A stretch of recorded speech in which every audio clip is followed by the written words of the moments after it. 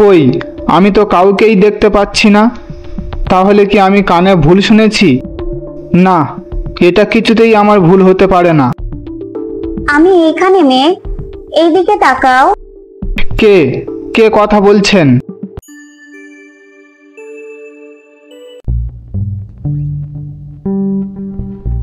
আমি কিছুই শুনতে চাই না।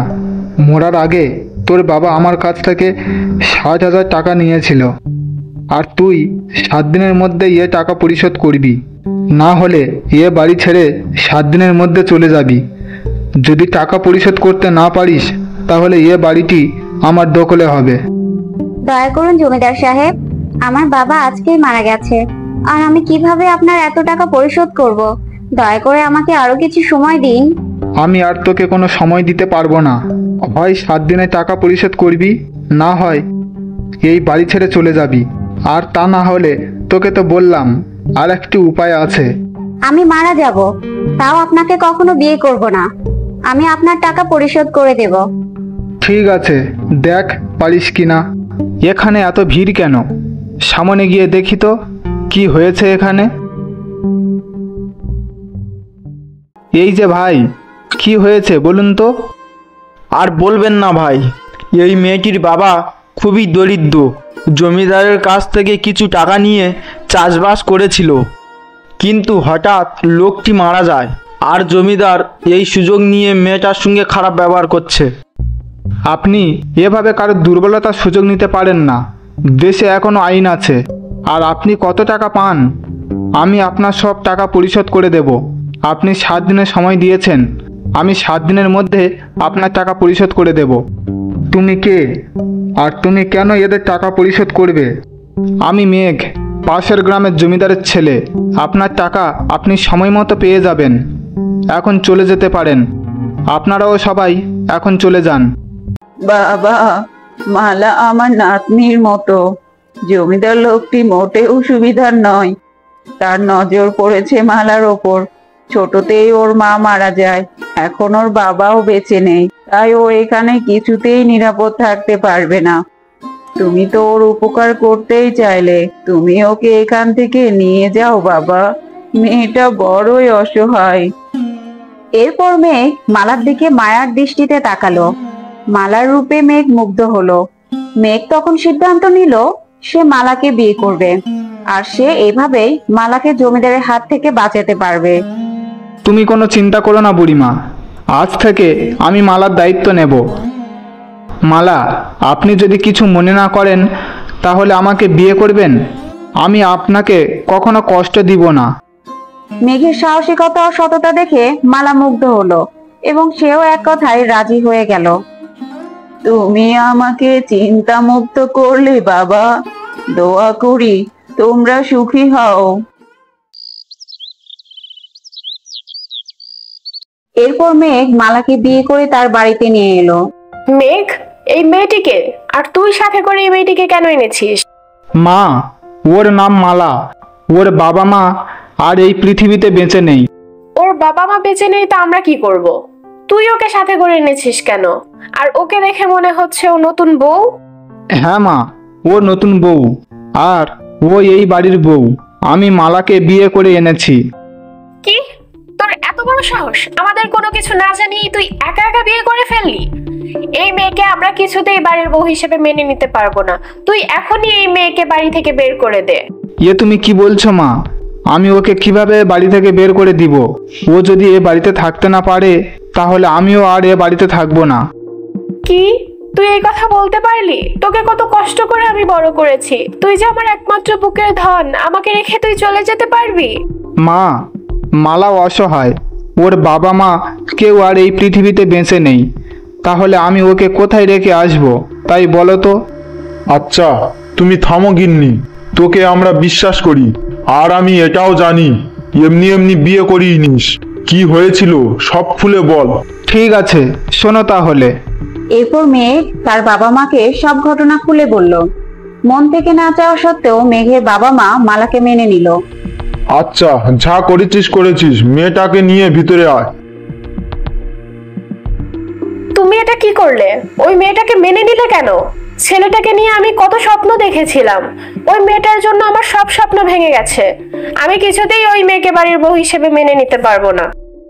আমি কি আর মন থেকে মেনে নিয়েছি নাকি? কিন্তু ছেলে তো আমাদের একটাই। ওই মেয়েটার জন্য যদি ছেলেটা আমাদের হাতছাড়া হয় তাহলে কি হবে তা একবার ভেবে দেখেছো? আমরা কি আমাদের ছেলে ছাড়া থাকতে পারবো? তাই আমাদের কৌশলে কাজ করতে হবে। তা তুমি ঠিকই বলেছো। এই মেয়েটার জন্য আমাদের ছেলে আমাদের কথা শুনছে না। ওকে কোনোভাবেই আমি সহ্য করতে পারছি না। ওকে যে করেই হোক আমি এই বাড়ি থেকে তাড়িয়ে দেব। হ্যাঁ, তা তো তাড়াবো, কিন্তু আমাদের ছেলেকে বোঝানো যাবে না। তোমার মনেই যতই বিষ থাকুক, ছেলেকে তা দেখাবে না। ছেলেকে বুঝতে দেবে না যে তুমি তাকে সহ্য করতে পারছো না। তারপরে সুযোগ বুঝে আমরা ওই মেয়েকে বাড়ি থেকে তাড়িয়ে দেব। ঠিক আছে, আমরা সেই সুযোগের অপেক্ষায় থাকবো। ওর জীবন আমি নরক বানিয়ে দেব। বাবা মা কি আমাকে মেনে নেবে? কেন জানি না, আমার ভীষণ ভয় লাগছে। আরে তুমি এত ভেবো না তো। আমি বাবা মার একমাত্র সন্তান। আমার জন্য তারা সবকিছু করতে পারে। আর তাছাড়া তোমার উপরে আমার ভরসা আছে। তুমি ভালোবাসা দিয়ে ওদের মন জয় করে নেবে, এটা আমি বিশ্বাস করি। আর তুমি এত ভেবো না, এখন ঘুমাও।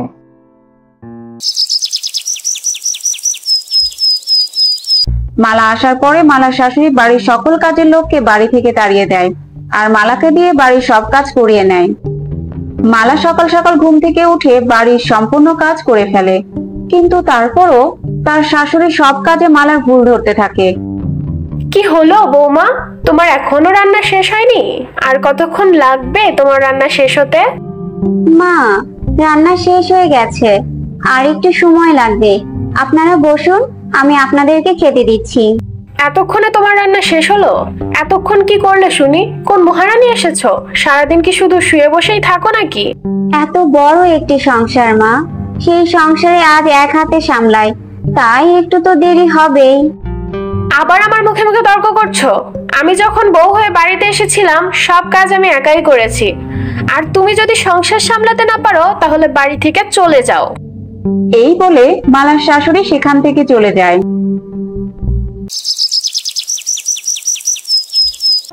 জানো, আমি অনেক চেষ্টা করার পরেও বাবা মার মন জয় করতে পারছি না। মা আমাকে কিছুতেই পছন্দ করছে না। আমি এখন কি করি বলো তো?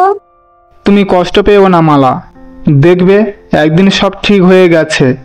একদিন দেখবে তারাও তোমার ভালোবাসাকে বুঝতে পারবে। রাত অনেক হয়েছে, এখন ঘুমাও। মালা, আমি কিছুদিনের জন্য বাইরে যাচ্ছি ব্যবসার কাজের উদ্দেশ্যে। তুমি মা বাবার সঙ্গে মিলেমিশে থেকো। তুমি আমাকে রেখে চলে যাচ্ছ? কেন জানি না, আমার ভীষণ ভয় করছে। কতদিন পর ফিরবে? ভয় পেও না, আমি 1 সপ্তাহ পরে বাড়ি ফিরে আসব। এই কিছুদিন বাবা মার যত্ন নিও, আর আশা করছি তারাও তোমাকে ভালোবাসবে। ঠিক আছে, ভালোভাবে যেও।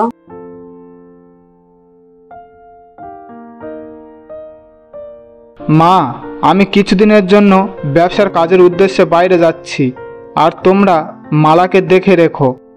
তুই চিন্তা করিস না বাবা, আমি থাকতে বৌমার কখনো কষ্ট হবে না। তুই নিশ্চিন্তে কাজের উদ্দেশ্যে যেতে পারিস। ঠিক আছে মা, আমি তাহলে আজ আসি। এরপর মেঘ মালাকে রেখে কাজের উদ্দেশ্যে চলে যায়। এতে তার মা বাবা অনেক বেশি খুশি হয়ে যায়। এই তো সুযোগ, এই সুযোগ কোনোভাবেই হাতছাড়া করা যাবে না। কি এত ভাবছো তুমি? ভাবছি ছেলে বাড়ি ফেরার আগে এই আপদটাকে এ বাড়ি থেকে তাড়াতে হবে, কিন্তু কি যে করি সেটাই ভাবছি। আরে চিন্তা করো না, কিছু একটা উপায় বের করেই নিব। এদিকে মালা কাজ করতে করতে হঠাৎ করে অজ্ঞান হয়ে মাটিতে পড়ে যায়।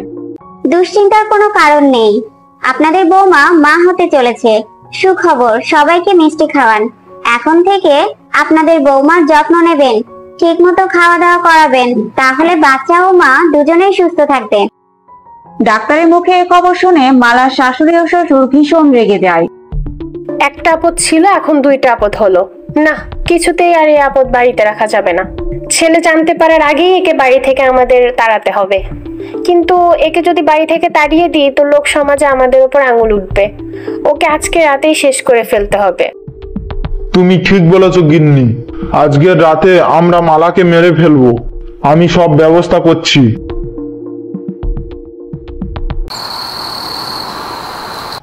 এদিকে মালা নতুন অতিথির আগমনের কথা জানতে পেরে অনেক খুশি হয় এবং মেঘের জন্য অপেক্ষা করতে থাকে। যখন রাত গভীর হয়, মালার শ্বশুর শাশুড়ি মালার রুমে প্রবেশ করে। মালা তখন গভীর ঘুমে ছিল। মালার শ্বশুর মালার মুখে বালিশ চাপা দিয়ে তাকে মেরে ফেললো। এখন এই লাশটাকে কি করবে? কেউ দেখে ফেলার আগে লাশটাকে গুম করে ফেলতে হবে। তুমি চিন্তা করো না, কেউ কখনো জানতে পারবে না। লাশটাকে আমরা আজকের রাতেই গুম করে ফেলবো। এরপর মালার লাশটা বাড়ির পিছনে গর্ত করে মাটিতে পুঁতে রাখে।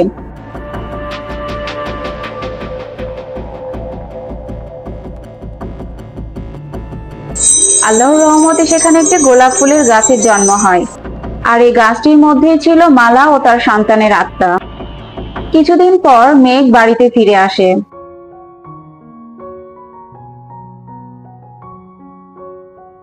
মা, তোমরা কেমন আছো? আর মালা কোথায়? মালাকে তো দেখছি না। তোকে আর কি বলবো বাবা, তুই চলে যাবার পর একদিন রাতে দেখি একটি ছেলে বাড়িতে এসেছিল এবং তোর বউ চুপি চুপি তার সাথে কথা বলছে। পরের দিন সকালে দেখি তোর বউ আর বাসায় নেই, বাড়ি থেকে পালিয়েছে। তুমি এসব কি বলছো মা? আমার মালা কখনো এমন কাজ করতে পারে না। তুই কি আমাকে অবিশ্বাস করছিস বাবা? বিশ্বাস কর, তুই না হয় তোর বাবাকে জিজ্ঞাসা করে দেখ। আমি এটা কিছুতেই বিশ্বাস করি না। মালা আমার সাথে এমনটা করতে পারে না। আমাকে একা রেখে সে অন্যের সাথে চলে যেতে পারে না। এই কথা আমি বিশ্বাস করতে পারছি না মা। তুই চিন্তা করিস না বাবা, তোর তো কোনো দোষ নেই। আমরা আবারও ভালো দেখে সুন্দর মেয়ের সাথে তোর বিয়ে করাবো। বাবা মার মুখে মালার নামে এসব শুনে মেঘ কষ্ট পেয়ে সেখান থেকে তার রুমে চলে যায়। এটা আমি কিছুতেই বিশ্বাস করতে পারছি না। আমার সাথে এমনটা কেন করলো মালা? আমি তো তোমাকে অনেক বেশি ভালোবাসতাম। না, আমি জানতে চাই তুমি এমনটা কেন করেছো। যে কোনোভাবেই হোক তোমাকে আমি খুঁজে বের করব।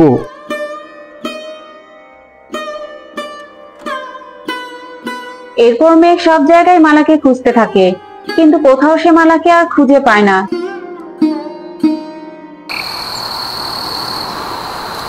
একদিন রাতে বাহিরে থেকে কান্নার আওয়াজ শুনতে পায় মেঘ। কে কাঁদছে এভাবে? এইভাবে মেঘ প্রতিদিন বাহির থেকে কান্নার আওয়াজ শুনতে পায়। একদিন রাতে মেঘ মালাকে স্বপ্নে দেখতে পায়। মেঘ, জানো, ওরা আমাকে বাঁচতে দিল না। মেঘ, আমাকে ওরা বাঁচতে দিল না। মালা, মালা, কোথায় তুমি? স্বপ্নে মালাকে দেখে মেঘের ঘুম ভেঙে যায়। না, কে এভাবে কান্না করে তা আমাকে গিয়ে দেখতেই হবে। এরপর মেঘ বাড়ির পিছনে গিয়ে কে কান্না করে তা খুঁজতে থাকে, কিন্তু মেঘ আশেপাশে কাউকে দেখতে পায় না।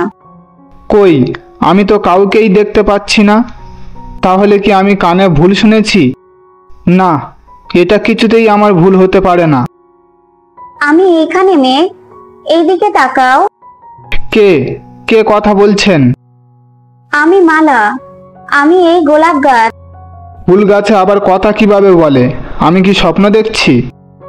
না, তুমি স্বপ্ন দেখছো না মেঘ, আমি তোমার মালা। আমি তোমার অপেক্ষায় ছিলাম, কিন্তু ওরা আমাকে বাঁচতে দিল না।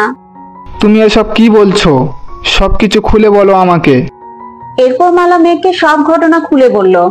মালার মুখে এসব কথা শুনে মেঘ অঝরে কাঁদতে লাগলো। তুমি আমাকে ক্ষমা করে দাও মালা।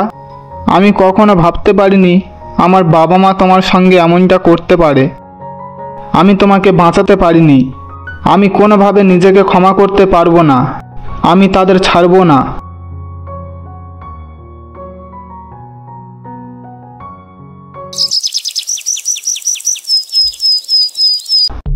এরপর মেঘ তার বাবা মার কাছে চলে যায়। ছি মা, ছি বাবা, ছি, তোমরা এমনটা জঘন্য কাজ কিভাবে করতে পারো? কি হয়েছে বাবা, এভাবে কথা বলছিস কেন? আর আমরা কি এমন করেছি? কি হয়েছে মানে?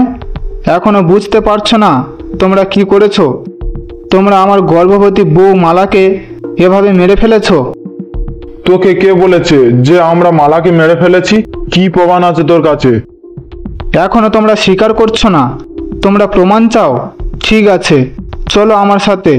তোমরা মালাকে মেরে ফেলে বাড়ির পিছনে পুঁতে রেখেছো।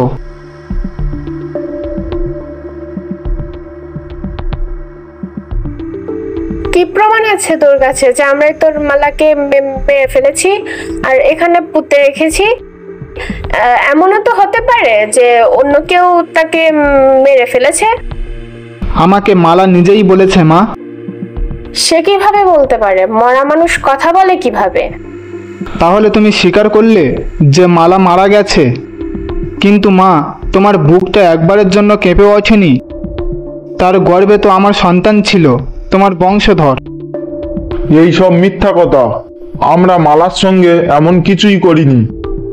আমি মালা। কে এভাবে কথা বললো? কাউকেই তো দেখতে পাচ্ছি না। আপনারা দুজনে মিলে আমাকে হত্যা করেছেন। আপনারা কখনো আমার সন্তানের কথাও ভাবেননি। যে সন্তান আমার পৃথিবীর আলো দেখেনি, আপনারা তাকে পৃথিবীর আলো দেখাতে দেননি। গোলাপ গাছ থেকে এভাবে কথা বলতে দেখে মালার শ্বশুর শাশুড়ি ভীষণ ভয় পেয়ে যায়। মা, তোমরা হয়তো ভুলে গেছো আল্লাহর বিচারের কাছে কেউ বাঁচতে পারে না। আর তাই তো আল্লাহ তাআলা মালার আত্মাটাকে এই গোলাপ গাছের মধ্যে দিয়েছে, যাতে সে তার সঠিক ন্যায় বিচার পায়। তোমরা কেন করলে এমনটা বলো তো? মালা তো অনেক ভালো মেয়ে ছিল। সে কখনো তোমাদেরকে বাবা মা ছাড়া অন্য কিছুই মনে করেনি। অনাথ মেয়ের সাথে তোমরা এমনটা করতে পারলে? তুই আমাদের ক্ষমা করে দে বাবা।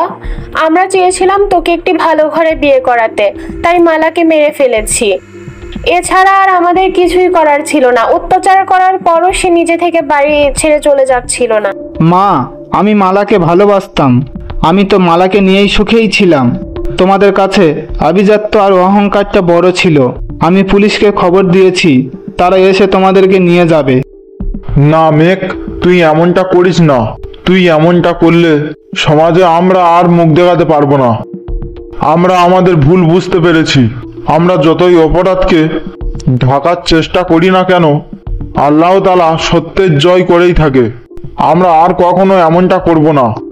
তুমি তোমাদের ভুল বুঝতে পেরেছো, কিন্তু আমি কি আর মালাকে ফিরে পাবো? আমার সন্তানকে ফিরে পাবো বলো? মেঘ, আমি তোমার অপেক্ষায় ছিলাম, আর আমি ওদেরকে ক্ষমা করে দিয়েছি। তারা আমাকে মেয়ের মতো ভালো না বাসলেও আমি তাদেরকে বাবা মার মতোই ভালোবেসেছি। তাই তুমি তাদেরকে পুলিশে দিও না। তোমাকে আজ সত্যটা বলার জন্যই হয়তো আল্লাহ তাআলা আমাকে গোলাপ ফুলের মধ্যে বাঁচিয়ে রেখেছে। আজ তোমাকে সবকিছু বলতে পেরে আমার আত্মার মুক্তি ঘটবে। মালা তার মনের কথা মেঘকে বলতে পারে, আর তার শ্বশুর শাশুড়ি তাদের ভুল বুঝতে পারে। তাই মালার আত্মারও মুক্তি ঘটে। দেখেছো মা, এটাই হলো তোমাদের আর মালার মধ্যে পার্থক্য। আমি কেন এই মেয়েটিকে ভালোবাসবো না বলো তো? তোমরা শুধু তোমাদের কথাই ভেবেছো, আর মালা আমাদের সবার কথাই সবসময় ভাবতো। আজ মালা তোমাদেরকে ক্ষমা করলেও আমি তোমাদেরকে ক্ষমা করতে পারবো না, কখনোই না। এরপর মেঘ তার বাবা মাকে ছেড়ে একবারে বাড়ি থেকে চলে যায়, আর বৃদ্ধ বয়স পর্যন্ত তার বাবা মা একাকিত্ব জীবন কাটিয়ে দেয়। আর এটাই ছিল তাদের জন্য শাস্তি। যে সন্তানকে পাওয়ার জন্য তারা মালাকে হত্যা করেছিল, শেষ দিন পর্যন্ত তারা সে সন্তানকে কাছে পায়নি।